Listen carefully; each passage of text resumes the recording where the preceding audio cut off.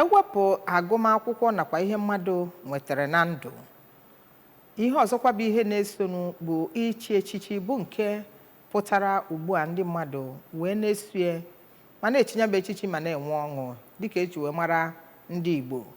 Nke a bụ ihe pụtara ife n'oge otu onye bụ onye ọkụ ọgwụ nọ na United States nke America, Dr. Clement Nduka nọ wee chie ya echichi dịka esi wee chie ya echichi na Nri Kingdom na be ha na Ụmụdia na village Nri kasị ime obodo Anaọcha. Onye ọrụ anyị David ọkpọkwasịrị n'ebe ahụ echiri ya bụ echichi ma weta ozi ebe ọ sịrị na ọtụtụ ndị nọ n'oge ahụ. Ka anyị kọrọ gị akụkọ a.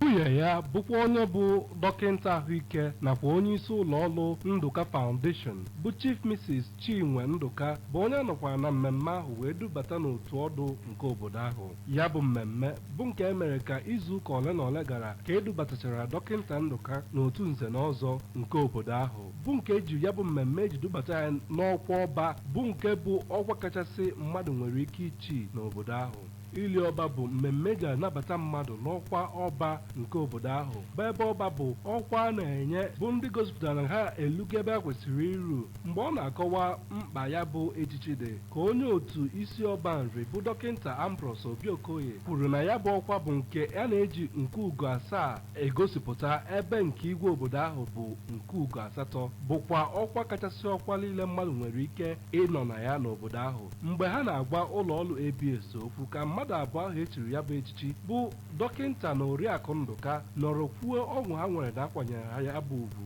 ma kwuo na ha ga-agbazi mbọ ịga n'iru ịkwalite obodo ahụ na imerụ ndị mmadụ mma. Ya bụ mmemme bụ nke dọtara ndị eji okwu agba izu n'obodo ahụ nakwa ndị eji okwu agba izu na gọọmenti, nke gụnyere osote onye ndu ụlọ omebe iwu nke Anambra steeti bụ dọkịta Jude Akpụa nakwa onye isi ndị ọrụ gọvanọ Chukwuma Soludo bụ Maazị Ernest Ezeajụghị na ndị ọzọ dị iche iche.